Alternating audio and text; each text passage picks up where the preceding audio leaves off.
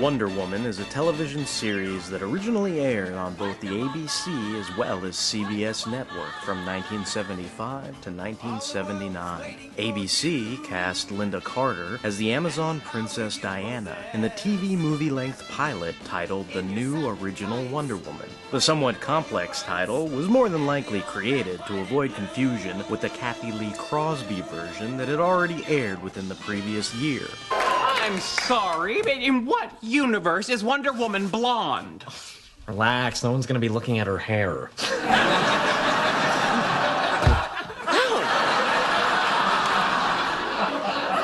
Oh. The introductory TV movie and first season are surprisingly faithful to the original comic source material, as opposed to the previous version with Kathy Lee Crosby. First of all, the show is a period piece set during World War II. Just as in the pages of 1941's All-Star Comics issue number 8, Captain Steve Trevor's aircraft crash lands on Paradise Island after a skirmish with Nazi fighters. Then Diana, Princess of the Amazons, discovers Trevor and nurses him back to health. Lyle Waggoner portrays the U.S. Army intelligence officer Steve Trevor, who was eventually promoted to the rank of Major by Sensation Comics issue number 6 in the year 1942. A note of interest to the Batman fans out there is that in some twisted alternate reality, Waggoner might have been the person we most associate with the Caped Crusader. Look, between the lines. When is the time of a clock like the whistle of a train? When it's 2 to 2. 2, 2, 2. Right you are. Holy caboose. Eventually, a contest is held among the Amazons, with the prize being the privilege to take Trevor back to America. Since the contest is overseen by Diana's mother, Hippolyta, she is forbidden to participate. This, however, does not deter the princess who participates in disguise. Diana succeeds in rising to the cream of the crop among her Amazon sisters in the final test of bullets and bracelets. While first mentioned in the All-Star Comics debut, the origin of the bracelets of submission is expounded upon in the pages of Wonder Woman issue number 1 in the year 1942. Hippolyta and her people first wore them after becoming subjugated by the demigod Hercules and his Greek army. The goddess Aphrodite insists that the Amazons continue to wear the bracelets even after they were freed, as a reminder to not let that shameful history repeat itself.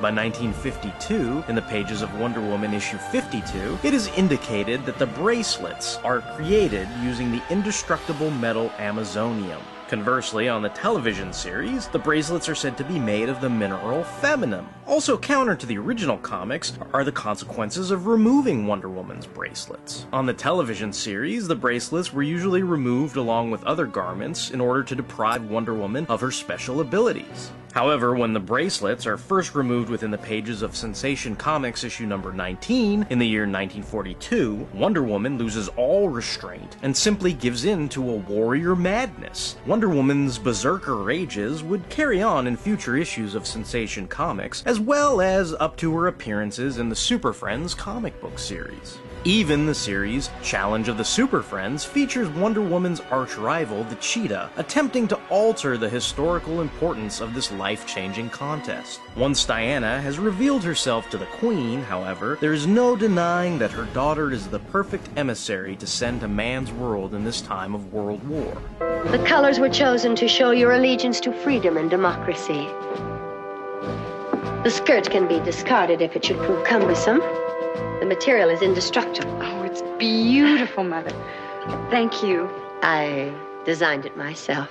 Hippolyta grants Diana her new raiment along with her tiara, magic belt, and lasso. Wonder Woman's tiara is frequently used as a boomerang-type weapon on the TV series. At times, the tiara was able to magically transform into a boomerang shape, although in other moments the tiara was simply thrown in its circular form. Like the bracelets of submission, according to Wonder Woman issue number 53, the tiara is also made of Amazonium. The first time Wonder Woman uses her tiara as a boomerang weapon is inside the pages of Wonder Woman issue number 78 in the year 1955. Later, in the second season, Wonder Woman uses the ruby red star on top of the tiara to contact her mother on Paradise Island. The function of the red ruby is akin to the mental radio or magic sphere in Wonder Woman lore. The mental radio first appears inside the pages of Sensation Comics issue number 3 by the year 1942. Similar to Jimmy Olsen's Superman Signal Watch, Wonder Woman would give out mental radios to her closest friends and allies, such as Etta Candy, as well as Steve Trevor, who has a receiver by the year 1943 inside the pages of Wonder Woman issue number 3. Oh, hi. What took you so long? Steve.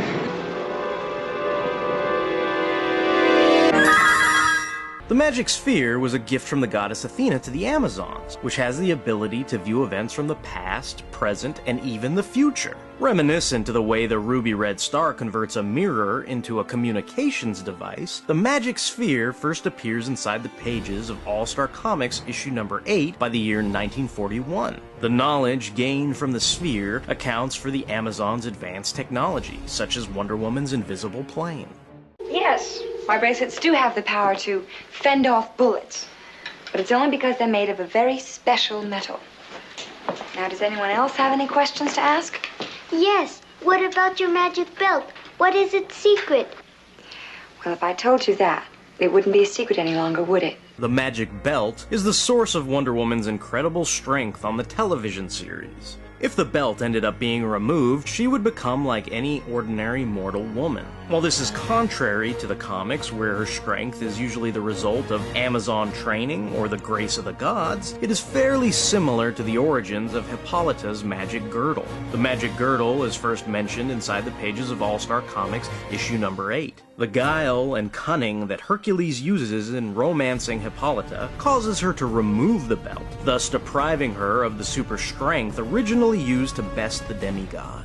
Often in the first season of the television series, some sort of similar trickery would be employed by the Nazi villains that would deprive Wonder Woman of her magic belt and thus her great Herculean strength. Usually dousing Wonder Woman with chloroform is the kryptonite of choice on the television series. In early Wonder Woman comics, she is shown to have little resistance to certain sleeping drugs, and Sensation Comics issue number 77 from the year 1948 is the first to use the chloroform convention. Quick, tell me, how do I make you helpless and take you prisoner? Remove my magic belt. Is that the key to your strength? Yes. Away from my home on Paradise Island. Will this chloroform keep you unconscious? Yes. Sleep peacefully, Wonder Woman. You will wake in the fatherland. The Lasso of Truth, or a Wonder Woman's magic lasso, also first appears within the pages of Sensation Comics issue number 6 by the year 1942. Originally forged by the Queen's craftswoman Matala using links from the magic girdle of Aphrodite, the Lasso of Truth is not only indestructible, but possesses unlimited elasticity. In more recent stories, the lasso is shown to be forged by the god Hephaestus. Is your lasso really magic? Yes. It has a certain great power. It forces people to speak only the truth when they're bound with it. Wow, I wish I had one. You know, that'd be perfect for detective work. In later seasons, those who are bound by the lasso are shown to have certain selective memories removed and forgotten. This also happens inside the pages of Wonder Woman issue 229 to make Wonder Woman herself forget that she learned from Athena's magic sphere that it was America's destiny to win World War II on D-Day. If you don't take my word for it, just ask Radar from MASH. Listen, he didn't tell those two guys anything. Good. Because I don't think they're ready to learn what Alan knows. In fact, I don't think anyone's ready. I can make you forget. No! Yeah. Don't. We must have that secret. Please. I can make you forget everything that happened at the Whitaker building last Wednesday night. Fantastic. Hey, listen, this is the greatest thing that ever happened to me. Well, I mean, almost the greatest. He's telling the truth, you know.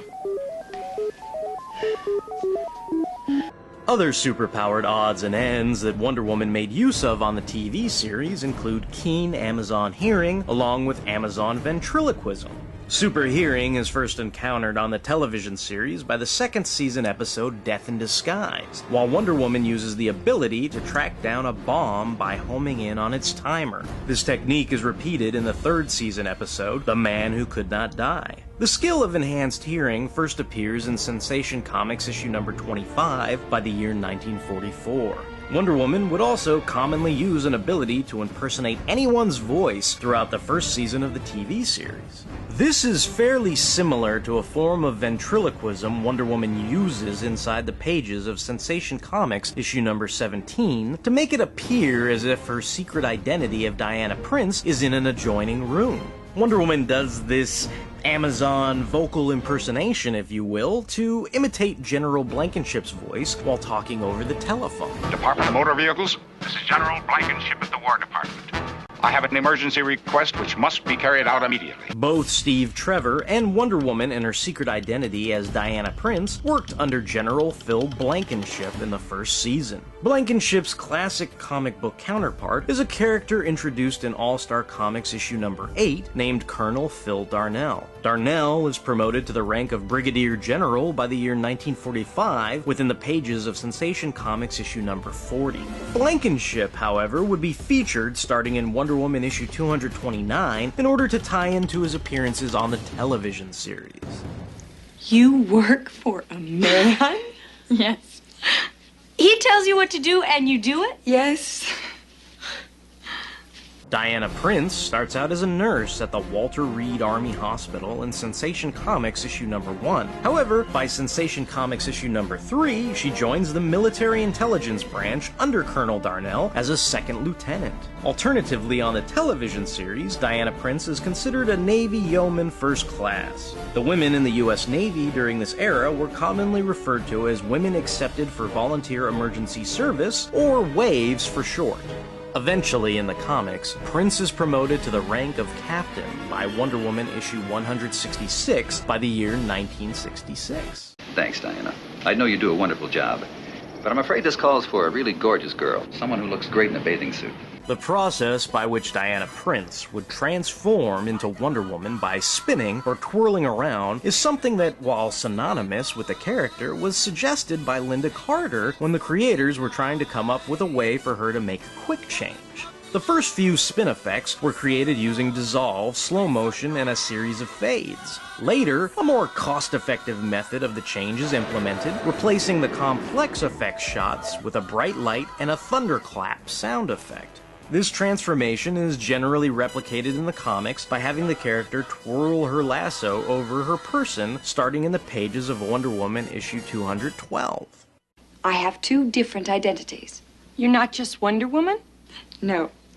I'm also Diana Prince, yeoman, United States Navy.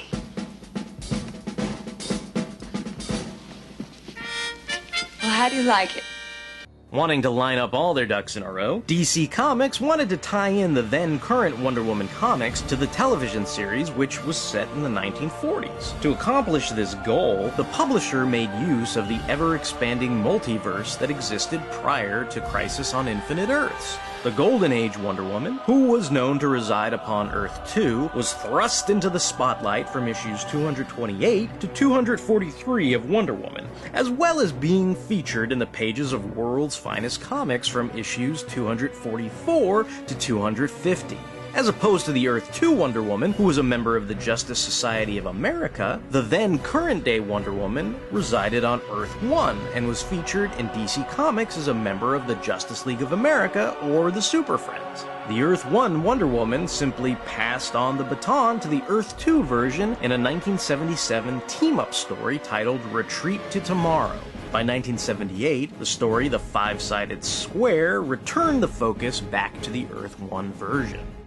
Oh, sir, I know this isn't very military, but I hate a crisis situation. Beatrice Colin would portray Etta Candy on the television series. Here, she is one of Diana Prince's love-starved friends and serves as a member of the Woman's Army Corps. Etta Candy first appears within the pages of Sensation Comics issue number 2 by the year 1942. In Sensation Comics, we are told a waif like Etta first met Diana Prince in her role as an army nurse, since she was in the process of getting her appendix removed. At first glance, Wonder Woman doesn't even recognize the rather stout and chunky woman she's turned into. Etta primarily serves as Wonder Woman's sassy and steadfast sidekick, who is never far from a box of chocolates or caramels. Prior to her appearances on the television series, Etta occupies herself as a student at Holiday College.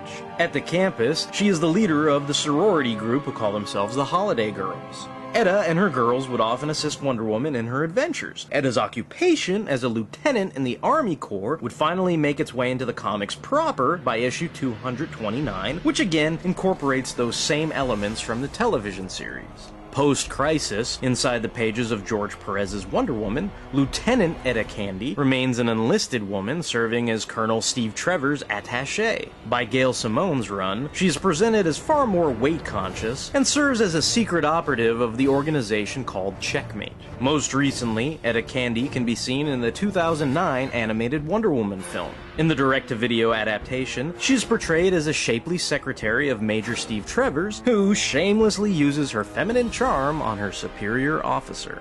I'm sorry, Etta Candy, but what's wrong with you? Excuse me?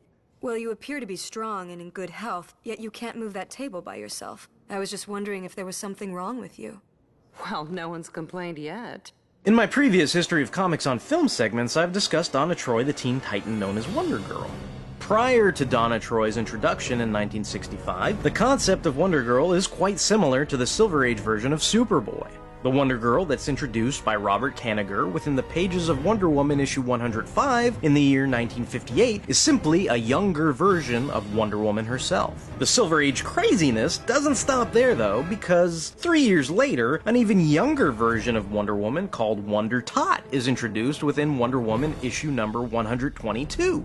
By Wonder Woman 124, all 3 versions of Wonder Woman would team up alongside Queen Hippolyta as the Wonder Woman family by explanation of Amazon movie magic. It's funny. She looks younger than I remember, and I thought she was bigger. It is her, isn't it?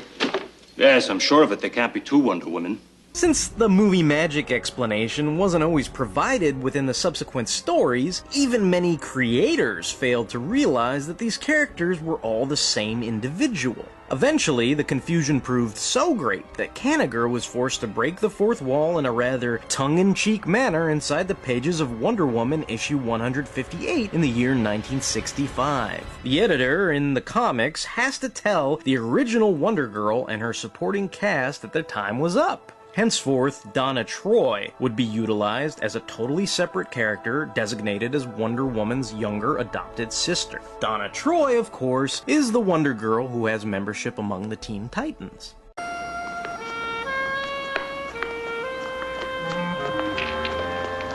Diana! Rude! Wonder Girl on the television series is not a younger version of Wonder Woman, nor is she the Teen Titan known as Donna Troy. Instead, the TV series introduces her as Drusilla, who, like Donna Troy, is supposed to be Diana's younger sister. In the 2007 Wonder Girl miniseries that features the Cassandra Sandsmark version of Wonder Girl, there's a nod to the television series when Cassie adopts a secret identity using the name Drusilla. Deborah Winger portrays the young Drusilla as an inquisitive innocent in man's world, although on Paradise Island, she is shown to be a bit of a mischief maker. In an appearance on The Letterman Show 17 years later in 1993, Winger's past as Wonder Girl is revisited on the talk show.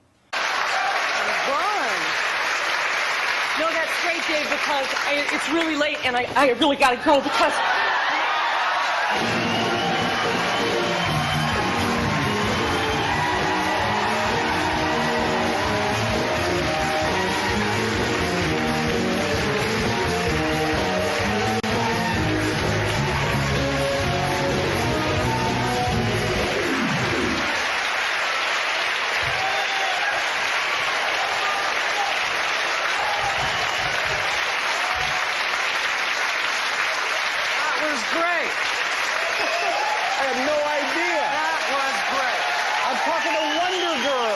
As the first season of the series is set at the height of World War II, the primary villains of Season 1 were Nazi agents, spies, and saboteurs. Some standout villains, original to the TV series, include John Saxon as Captain Radel, who actually succeeds in invading and occupying Paradise Island.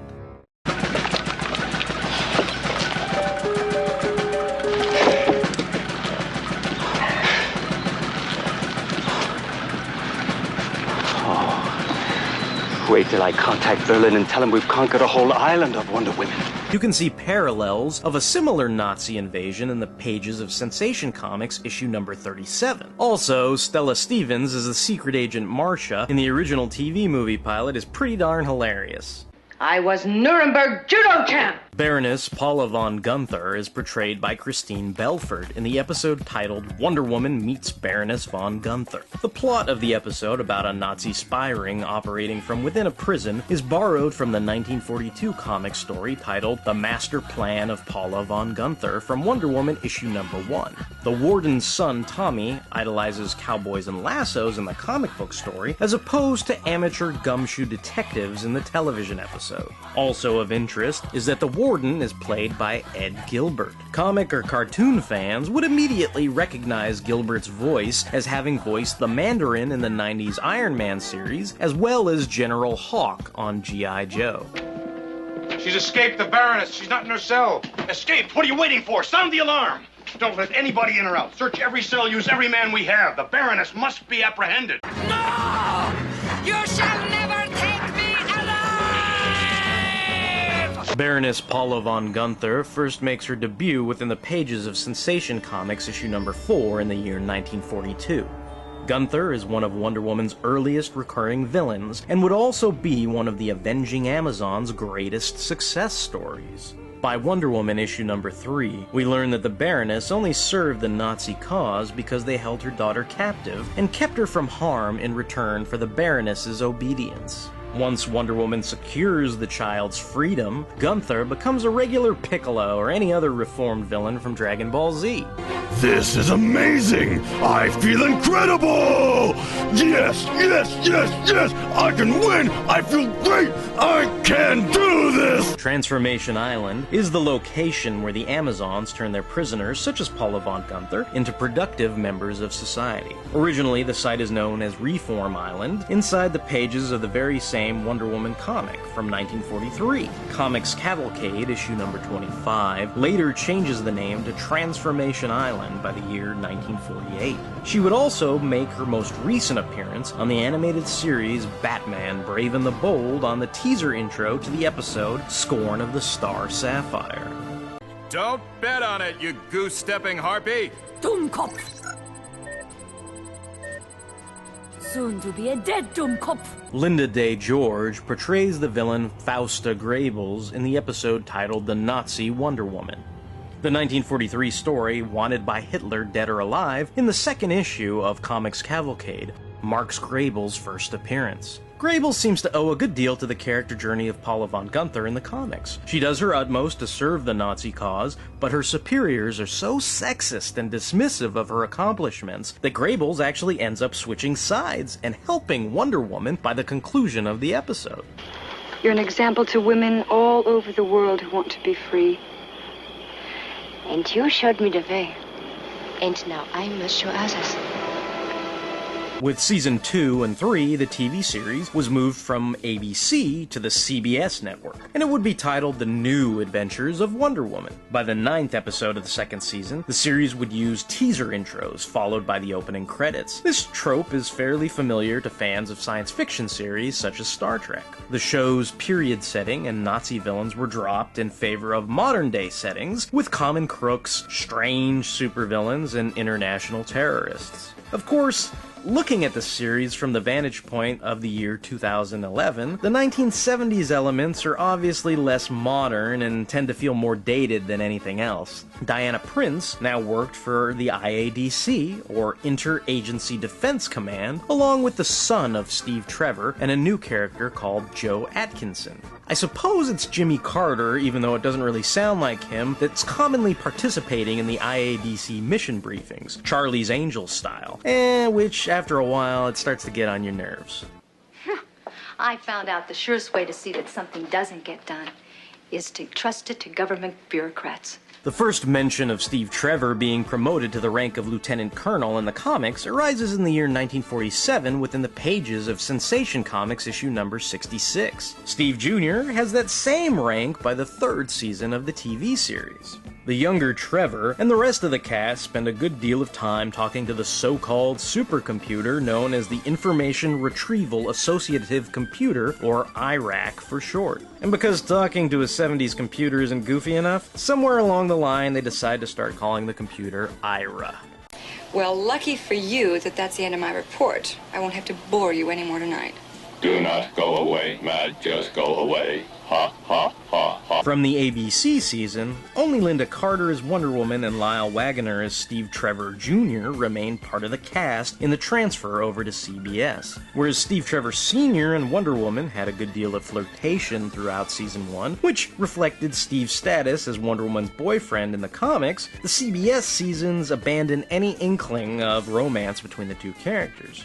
More than likely, this is due to the actors not getting along during the production of the series, and why they spent so much time talking to supercomputer IRA instead of one another. However, Rip Van Winkle romances such as Captain America and Sharon Carter have always struck me as a bit icky, so maybe it's a good thing they didn't go down the awkward Twilight path with Wonder Woman and Steve Jr.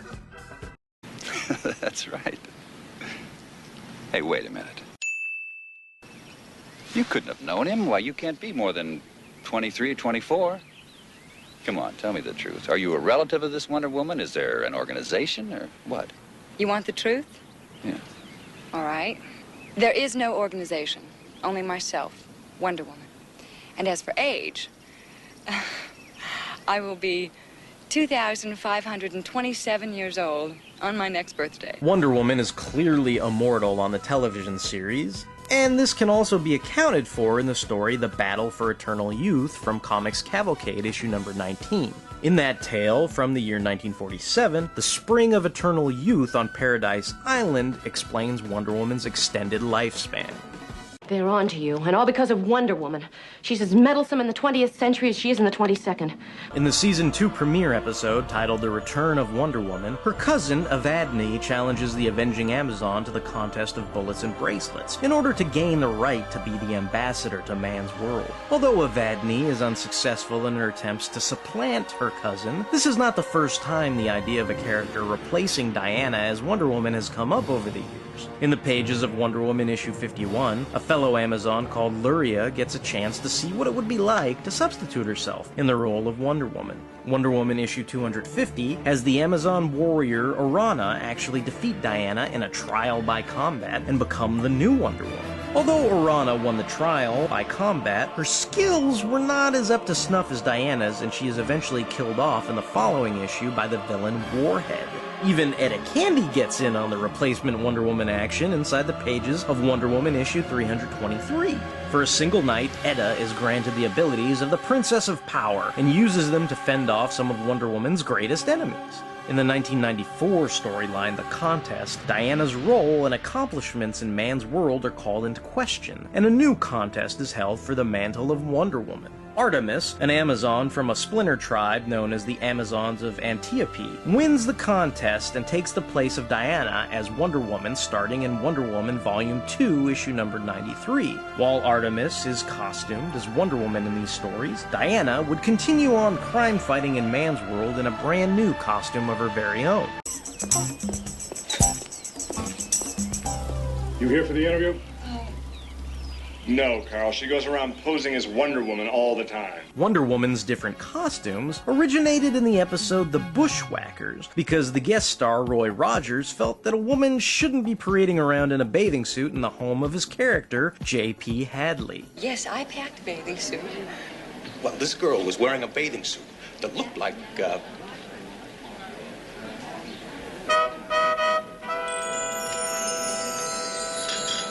In the scenes in which Wonder Woman appeared with the famous cowboy star, she wore her star-spangled cape as well as a modified costume with a red sweater top and white pants. Later Season 2 episodes would expand on specific situational costuming, such as Wonder Woman's diver suit, which she frequently used in the ocean depths to zap sharks with laser pulses, her motocross outfit that is used in an impressive dirt bike chase, and finally her skateboarding outfit with additional elbow and knee pads, which surely must have been made from feminine. This is crazy. The only actual villain from the Wonder Woman comics all throughout the second and third seasons is the sorceress Morgana. In the second season episode, Diana's Disappearing Act, Morgana is played by Brenda Benet. Morgana first appears inside the pages of Wonder Woman issue 186 in the year 1970. Said to be the daughter of Morgan Le Fay, in the comics, Morgana is released into the earthly plane by teenagers dabbling in black magic. Disappointingly, on the TV series, she only serves as the assistant to a male con artist magician called Count Cagliostro. Well, shut up, bitch! Go fix me a turkey pot pie. The Close But No Cigar Award goes to actor Martin Mull, who plays the rock star turned hypnotist Hamlin Rule. Because Rule uses a flute to enthrall his groupies into robbing concert box offices, he is also coined as the Pied Piper. While there is a Pied Piper who first appears in the pages of Flash, issue 106, his alter ego is known as Hartley Rathaway and does not normally clash with Wonder Woman. And one more thing. You are controlled by my music, part of my repertoire. You will remember what I want you to remember, and you will forget. And like that, you are no different than any of these other chicks that hang out here, except that your father's a government agent. Now, can you dig it? Some original standout villainy from the second and third seasons comprise a resurrected clone of Adolf Hitler in the episode Anschluss 77, not to mention Ishida from the episode titled The Man Who Could Move the World. Ishida is a telekinetic who mistakenly believes he got his toe stubbed by Wonder Woman during his time in a Japanese internment camp during World War II. There's also Frank Gorshin doing his best Freud impersonation in the episode The Deadly Toys as a wannabe toy man named Hoffman. Roddy McDowell makes repeat appearances as both a mad scientist/terrorist in the episode The Man Who Made Volcanoes, and as a modern-day Medusa of sorts in the episode The Fine Art of Crime. You may also recognize Odo from Deep Space Nine as a 70s Spider-Man-style thief and escape artist in the episode Spaced Out, who has both Wonder Woman as well as Raban from Dune hot on his trail. Saving the best for last is Mariposa, played with great zeal by Henry Gibson. Mariposa is the insane and fruity-dressed ruler of Mariposalia from the episode titled Screaming Javelin. He kind of reminds me of the Green Lantern villain Sonar, who shares that same twisted desire to make his podunk country Modoria known to the rest of the world. This little world, this precious stone, set in a silver sea, which serves it in the office of a wall or as a moat, defensive to a house against the envy of unhappier lands. This blessed plot, this earth, this realm, this Mariposalia.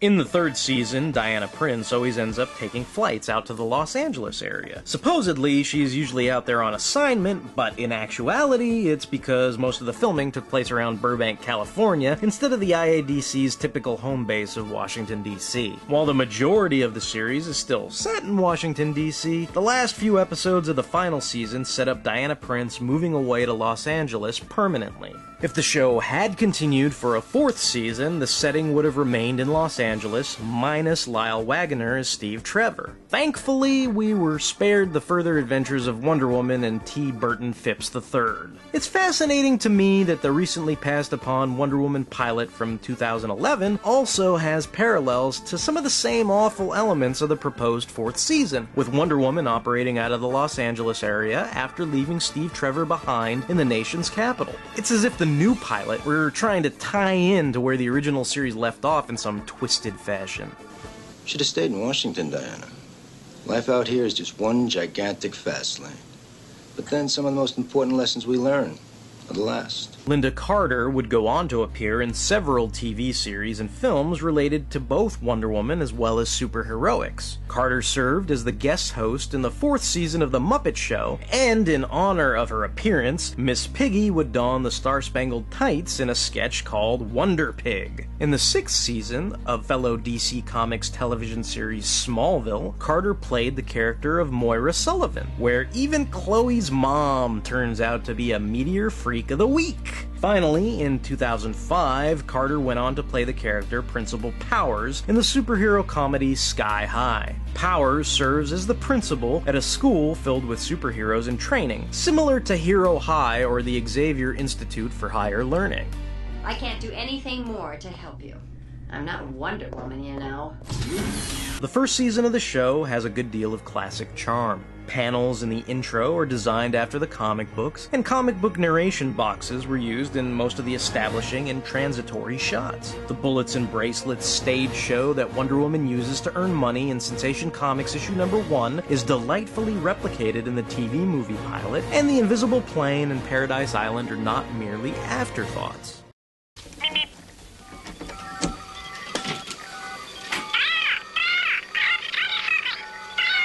By the 2nd and 3rd seasons, unfortunately, much of the charm is subsidized for a gaggle of cost-effective changes and so-called humor that really added nothing beneficial to the series. There are far less villains from the original comics, and the sets are either sterile-looking and drab or just a window into the late 1970s. The non-character Ira the Computer was bad enough, but the network execs must have had a burning desire to up the stupid quotient with the character Rover. Rover was basically the new roving computer that the IADC lab boys created as the roller to Ira's Optimus Prime. Rover sounds like an annoying, unintelligible chipmunk and is nothing more than a mechanical poochie that really pushes the limits of cutesy crap that can be attributed to technology. The distinction between the mousy Diana Prince and Wonder Woman of Season 1 has pretty much disappeared in the later seasons as well, so the whole secret identity thing is about as useful as it was in the Kathy Lee Crosby TV movie. As in, not very. Ultimately, the first season is definitely worth watching, but I'd only keep watching the subsequent seasons if you're a big Linda Carter or Wonder Woman fan. You might say that I've reached the end of my rope.